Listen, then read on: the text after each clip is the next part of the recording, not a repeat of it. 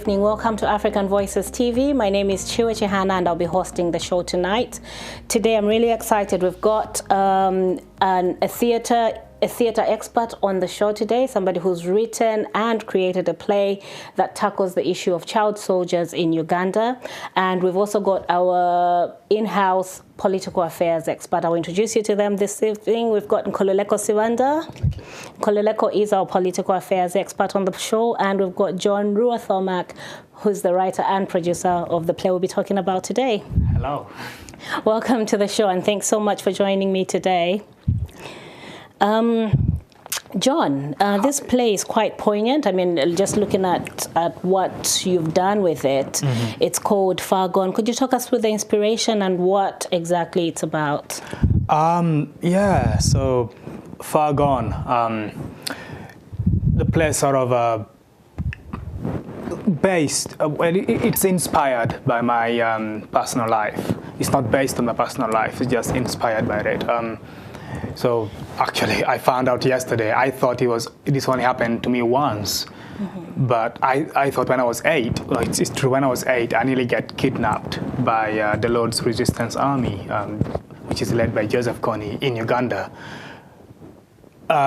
We were in the village and they basically stopped a few villages before they got to mine and called it a night. But I found out last night from my brother that when we were much younger, they actually came to the village twice and actually came to our village and we ran away and hid and we watched them take stuff from the house and everything. They didn't burn anything down, which was lucky for us then.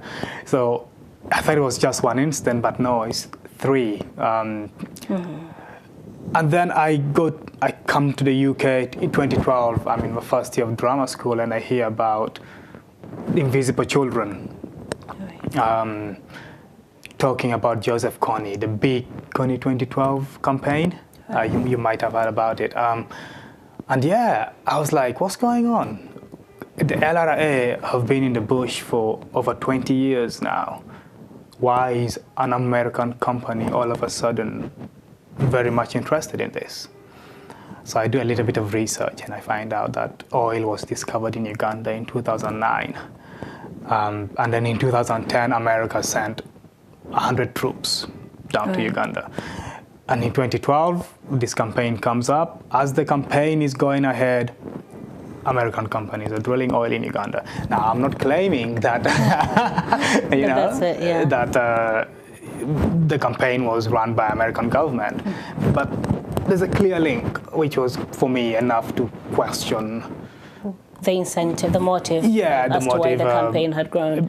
So what you're giving it a bit more context, you're talking about the rise of the campaign against Joseph Kony, who was head of the Lord's Resistance Army in Uganda. So in fact, it's around 1986, 1987 that all this started, but you were quite amazed at the motivations behind the rise, the sudden campaign in 2012. Yeah. And that's what inspired you to look more into the... Well, yeah, that and what had happened to me as a child. So those two things sort of gave me the idea for this play, which, I wanted to very much represent the world that we are in, which is the north of Uganda, the Sudan as well. But I'm very much focused on the north of Uganda in this play. And yeah, so I took a story of a child in Uganda, the north of Uganda, who gets kidnapped, and then he's kidnapped. Oof, I do that again. I've taken the story of a child in Uganda, him and his brother. They both get kidnapped, and the little one is given the choice to either kill his older brother or or they both die. I've actually seen quite a lot of stories about, that's real life. These are things that were actually happening to a lot of child soldiers. So your inspiration is, you conceptualize this idea, but it's not somebody's actual story, but you were inspired by these other stories. Yes. So I've from books I've read, from videos I've watched and everything. So what I'm creating is fictional. Okay. But it's very much based on real life situations. Nkululeko, child soldiers and Uganda, what do you have to say? I think it's embarrassing and in many ways inappropriate. It's a crime against humanity to use children as soldiers, and there can be no forgiving. I don't think anybody should forgive, even excuse that. I think it's once you've done this to a child, they'll never have a life. Yeah. And once you've done this to a community, and even when these children come back, or even the children that are born thereafter, hearing the stories of children being kidnapped and used as soldiers takes away a lot of their beingness, their humanity, who they are. And I think that, and it's not exactly limited to Uganda. In many places where there have been wars, and many of these wars in Africa will use a lot of child soldiers. I've had this in the DRC, you've had this in Sierra Leone. It's a story that continues that we must bring to an end. I think that responsibility for this situation must lie both with all African leaders, yeah. And the local leaders in those areas where this situation happens. I am. And I think that very good examples of what the world would like to do should be provided by making sure that there's severe punishment for people who use child soldiers, that there can be no forgiving, there can be no mercy, there shouldn't be any of that. So just as you say that, currently I think there are about 21 cases at the International Criminal Court against Joseph Kony. I think 2015 or 2012, I'm not really sure, there was a big call, but I mean, there was the International Criminal Court of Justice had actually sought to try Joseph Kony. But since then, this case has actually gone cold. What's the motivation behind them sort of slowing down on their chase for Joseph Kony, given we're saying he should be held to account for this? At the moment, the word on the street, if you like, is that the LRA is very weak, and the LRA is no longer causing damage and doing, all this, or what they've been doing to people. Now, for the Ugandan government, Museveni at the moment is not even thinking about Joseph Kony. He hasn't been so for a long time. And, I mean, I don't want to speak for the ICC, but maybe because the belief is there that it's quiet. Okay. I think you've got to take into account that the ICC is a structurally weak institution. It is one of the most brilliant ideas we've had, and the world as a whole has tried to move, in strides going forward in terms of our collective valuation of the sanctity of life and the rights of every person to life, to freedom, and to the right not to be tortured, things like this. But the ICC has structural weaknesses that are related to the weaknesses of international politics anywhere. You see, right. if you study the ICC very closely, you'll see that it has tended to invest and people make these claims that it tends to investigate and to be worried only about war crimes if they are committed by Africans. Or by people that they label not to be like you look at Libya, yeah. with Gaddafi. I mean that's somebody whose name got destroyed before he got destroyed. I'm not defending Gaddafi, But you're right. That's the central point. That's the sort of DNA of this. I mean, even look at this case. I mean, if you ask me, yes. If you look at Joseph Kony and Museveni, I think they're both criminals. Absolutely. Okay. Absolutely. And I think that you weaken the ICC by indicting just Kony and not Museveni, because Museveni didn't start here. He started killing. Absolutely. That's where he began, and that killing was indiscriminate and killed perhaps just as many people as Joseph, and committed just as many crimes against humanity as Joseph Kony. But because Museveni is in power and has the ability to, and has access to international relations tools, yes, and also that he can therefore influence the powers that be that call the shots. So it does look like the ICC, it depends on who calls the shots at what point. Absolutely. And it doesn't look like what they're doing is absolutely objective. But I will tell you that humanity has not known a better idea than the idea of the ICC. ICC. Yeah. I was recently arguing actually about the United Nations Security Council, which usually tends to back everything that the ICC resolves to do. But when you really think about it, the 5 permanent members of the United Nations Security Council, none of them are actually African or the countries that are usually found wanting on these grounds. But just going back to child soldiers and your actual play, I'm going to ask this question of you, John, but I'd like to get from Nkululeko, based on the concept of this actual play. I think it's got lots of strong themes, socio-politically. What would you hope a play like that would bring to light? Well, look, I think that it's very important that if for nothing else, stories like these must be told so that posterity understands where we have come. Yeah. And how difficult that road has been. If you're going to have an 8-year-old being facing abduction and surviving to tell the story, what you have is an experience that must inform generations uncountable about the importance of institutions and systems that protect our young children. So for John, yes, there are about 100 of him that didn't make it, that went into the bush and became somebody's soldier and were abused on a daily basis, and their lives were ended, and communities, the hope of communities was destroyed. And the fact that we have that one story, for me, is important just for it to be told. I want to hear the story. I want to imagine it. I want to go through it. Yeah. Because it teaches me how to be human. It teaches me how to understand the destruction of my world by some people around me. And I think that, so the first value of the story is just that it must be heard. It must be told.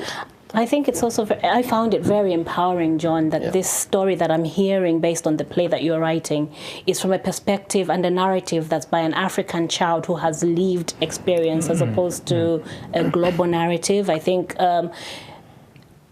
it's empowering because a lot of power as far as our stories are concerned has been taken away because other people narrate our stories.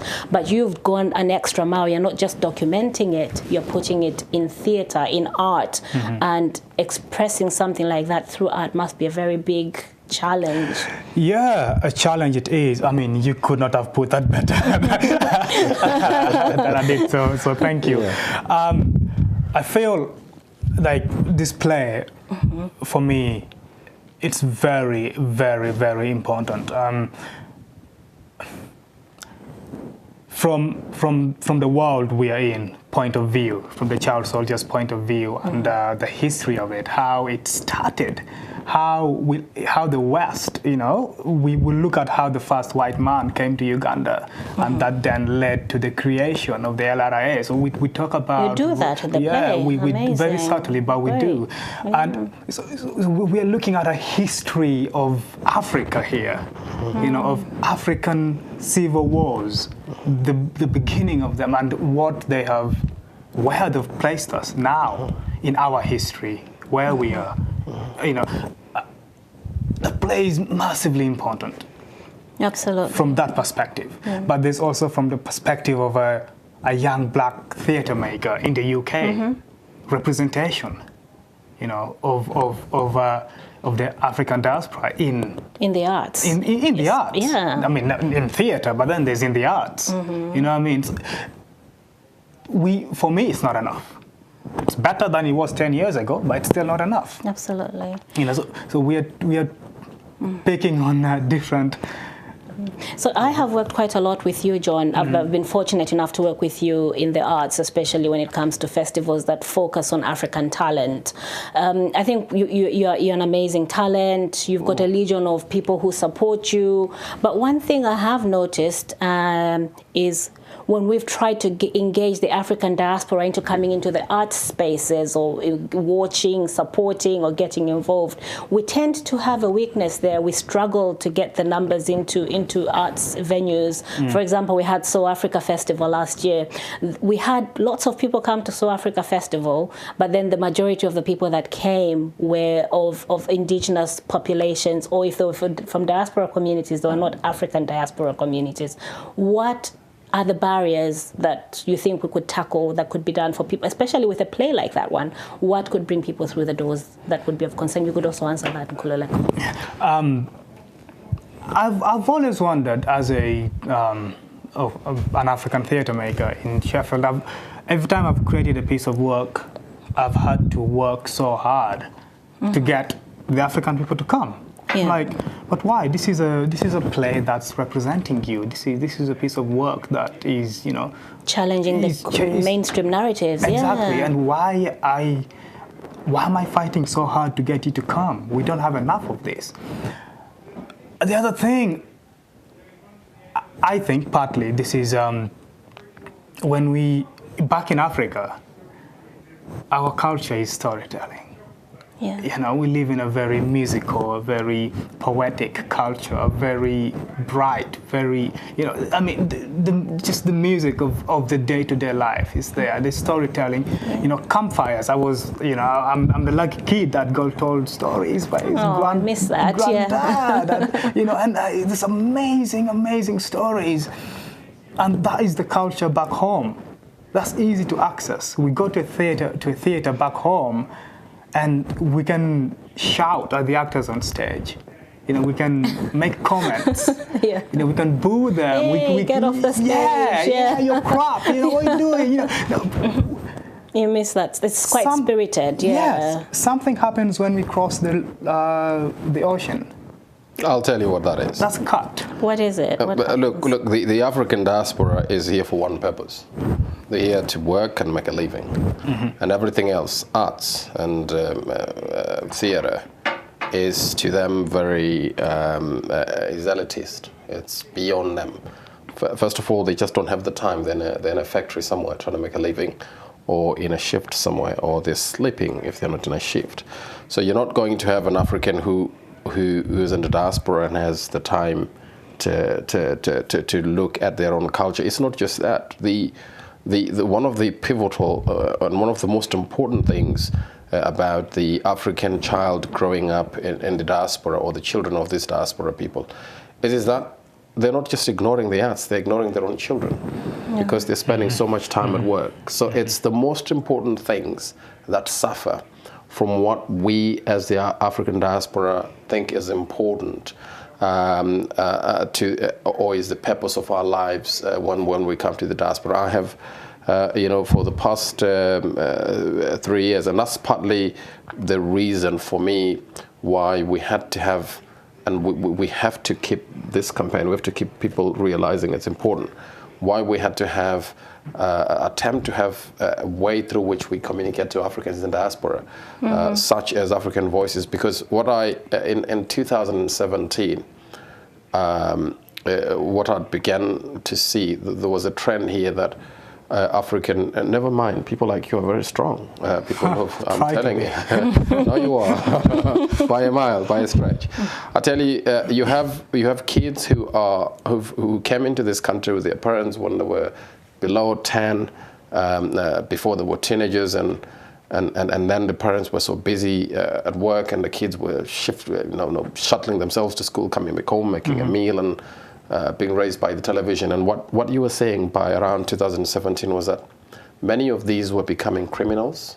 Right. The less fortunate middle of the ground were suffering from things such as depression, behavior, and so forth. And then you had the most unfortunate that were beginning to do things such as take their own lives. We had a string of suicides that were taking place, and you're asking yourself, why is that? And it was disproportionate in my view. That's primarily because the African parent just wasn't there to raise the child. Yes. But this child, and I think it's important to get this point, this African child has a few hallmarks. They're well clothed, They have the latest phone. They go on holidays. They have everything they need materially. They just don't have a parent at home. And the parent is busy making that money. They leave. These Africans quickly move from the ghetto suburbs into the best suburbs in Sheffield or wherever they are, simply because they're working their lives off. They're selling all the time their God to kind of afford this lifestyle. And it's dangerous because it forgets the important things such as theater. Building family, building the arts, what quality time looks like, I guess, investing in what the Human Index now says is crucial to people's well-being. Most important thing, your time. And I think you're quite, I think you're very right in what you said. And I think for me right now, my generation, the African generation that's living here in the UK, right, we are living in a fatherless time. Right. A very fatherless Even motherless time. as well, yeah. More so fatherless. Because the father within the African culture is, even over here, is the head of the family. The duty is still there, and therefore always work. We came here to make a better life. No, actually. But what is a better life? Why is that not happening as we exist? This is what I'm saying. Shall we pick that up when we come back? We're running out of time. So it's very interesting. I really like what you bring up. I promise we'll continue. So we'll be back in the second segment, where we'll address issues such as mental health, the DNA of the LRA, and also talk about the play some more. Thank you.